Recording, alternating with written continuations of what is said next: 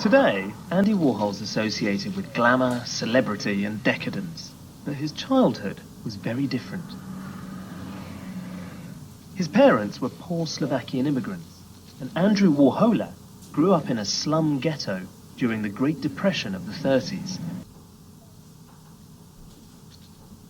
Andy's two childhood passions, Catholic religion and the movie stars in his magazines, later fused together in his art, where celebrities became the icons and the objects of worship. For his work to be taken seriously as art rather than just illustration, it had to be about something. It had to comment on the world around him and make people look at it differently. And his next artistic venture would bring him all the attention he craved. So after soup cans and Coke bottles, what did Andy do next to really shake up the art world?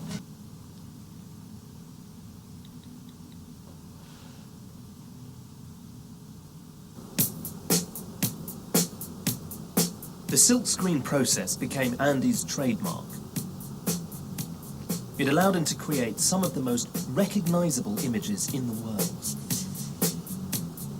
Mick Jagger, Jackie Onassis, his cow wallpaper, Chairman Mao, and Marilyn.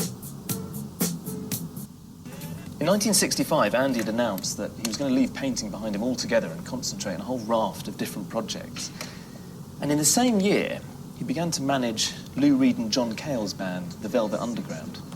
And this is the classic banana record sleeve that he designed for their album The Velvet Underground and Nico, which was released in 1967.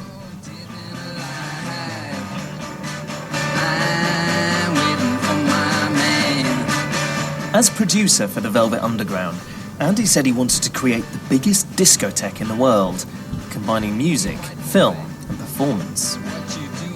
The band played with his movies projected onto walls and his beautiful entourage dancing. Encouraging them to let go and experiment with their sound, Warhol created a blueprint for a new style of multimedia music performance. But the Velvet Underground inspired musicians like David Bowie to really let loose with wild and outlandish performances. Bowie paid tribute in his song, Andy Warhol. Andy Warhol looks and scream, Andy Warhol, now Warhol.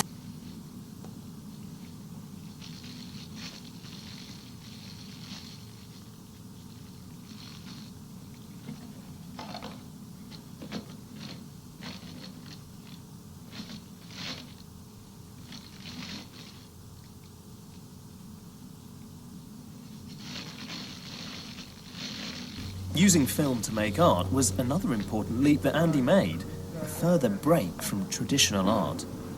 Now, Susan Smart, say cheese. Can we do a cheese movie? All you have to do is say cheese, cheese. Andy completely redefined the role of the artist. Just look at what he achieved, and you see that he genuinely changed art forever. He took things, really banal, humble objects like a can of tomato soup or a Brillo box, the kind of stuff you pick up in a supermarket, and made it question the very nature of art. He took art out of the gallery and into the world around us, into so many different fields like music or film or publishing even. And in doing that, he freed up other artists to do exactly the same. My name is Andy Warhol, and I just finished eating a hamburger. Burger, New York.